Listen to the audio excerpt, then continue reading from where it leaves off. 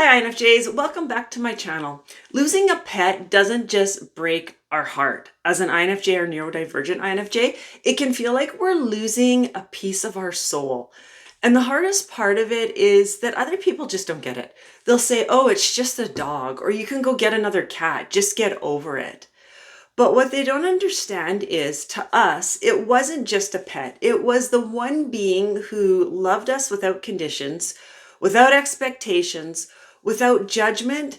And for a number of us INFJs or neurodivergent INFJs, that has been the only time in our life that we actually could feel that kind of love. So it hits hard. The grief hits us very differently. It cracks something deeper open. And that's what we're talking about today. So if you've been holding that pain, feeling like nobody else really gets it, I completely get it. I understand.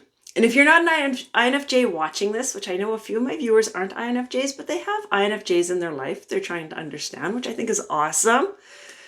This might be a little bit of a different video for you, but I will say this. It will help you understand why that INFJ in your life has canceled plans with you to hang out with their cat, dog, or hamster, or whatever the pet is.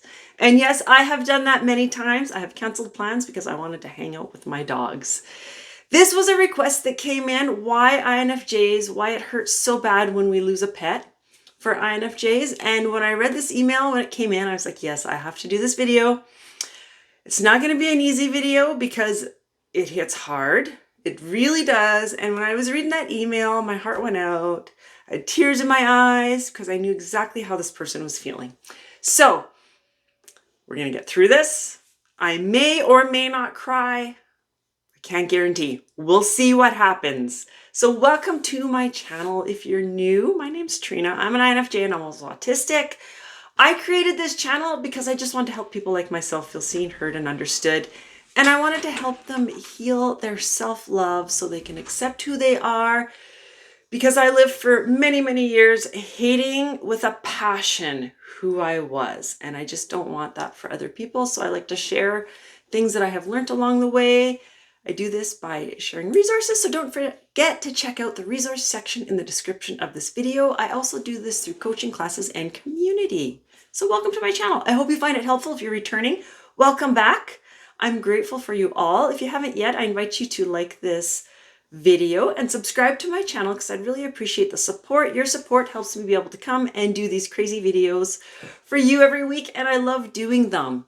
All right, enough about that. Let's get into my story. Deep breath. Okay, so I lost my golden back in November. If you go back in my videos or if you've been watching me for a while, I've talked about him. In fact, you probably heard him breathing because he was a heavy breather right from the day I got him as a puppy. And I knew that he was sick. He was quite old, but I knew he was sick, but I still wasn't prepared. I mean, we think we're prepared, but you can't prepare for that, right? So it wasn't just the loss of my dog. It was the loss of my best friend. He was my constant. That's the best way I can describe it. He went everywhere with me. What I didn't realize at first was I wasn't just grieving him. This is where it kind of gets interesting. I was grieving that version of me who felt safe because he was there. So like going into a busy store or picking my son up from school, like these are just simple tasks for most people. And for me, sometimes they're simple. It depends on the kind of week I'm having. If it's been a real socially demanding week, these are very difficult tasks for me. And even the simple things can trigger my anxiety. That fear starts bubbling up, again, depending on the type of week I have. But knowing he would be waiting for me in my truck, sitting shotgun, it made it okay. It made it manageable, and it helped me to feel safe. I'd come back out to my truck, open the door, and there he was sitting there looking at me, waiting for me. And I'd pet his fur and talk to him. And this actually grounded me. What's really interesting is it's regulation. So when we get into feeling that way, like I was just describing, where my anxiety goes up, like just simply going to a store or going to pick my son up, having to walk around all the parents at the school. It's a dysregulation. I'm dysregulated, right?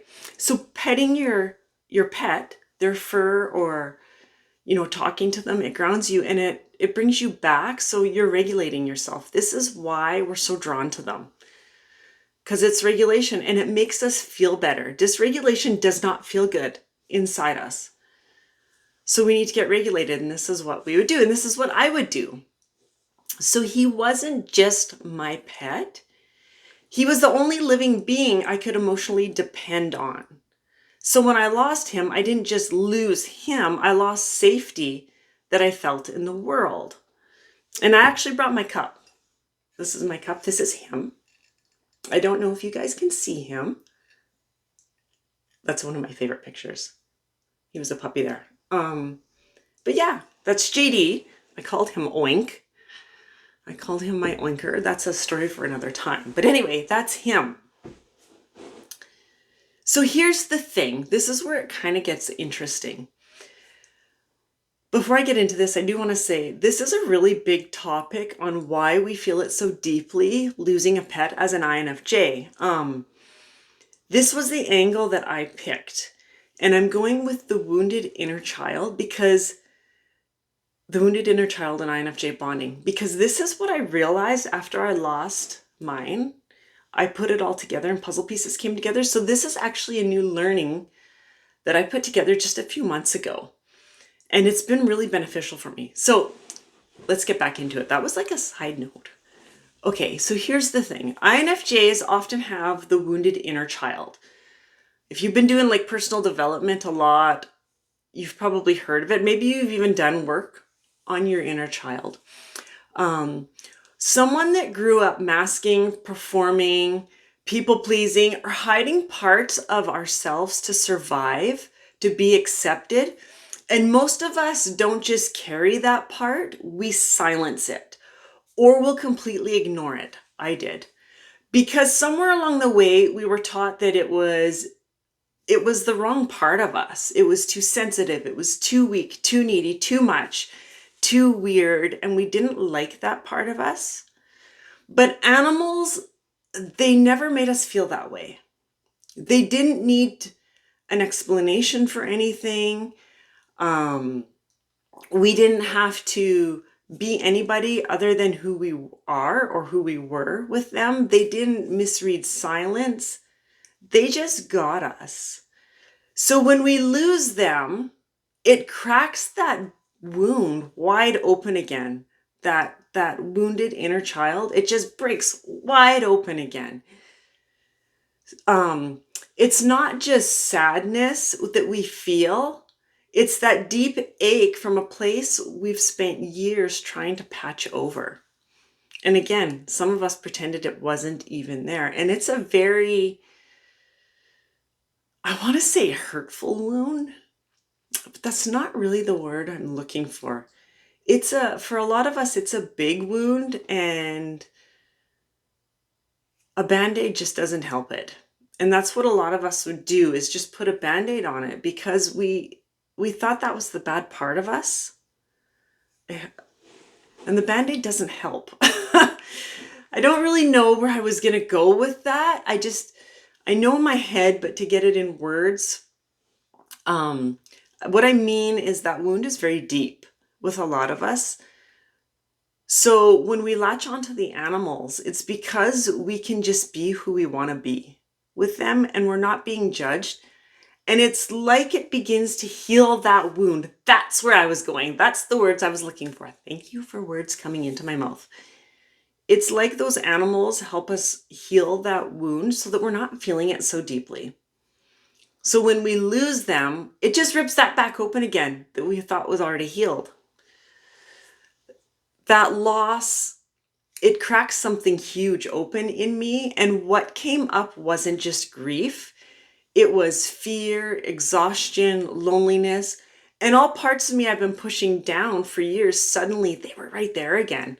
And I realized I wasn't just mourning my dog. I was mourning the version of me who felt safe because of him. like I had said earlier, but it's really important to understand that it's not necessarily that we're mourning that pet, but we're mourning what they could do for us, who they brought out in us. And the truth is, I've been carrying nervous system overload for years and years, silently masking it, trying to be the strong one, trying to be fine. I wasn't broken, I was just overloaded. And I know I'm not the only INFJ who's been living this way. That's why I created a space for people like us. Actually, it's in my latest workshop that I'm launching.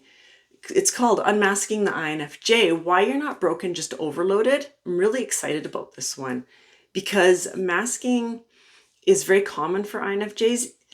And if you're like me, maybe you didn't even realize you were masking.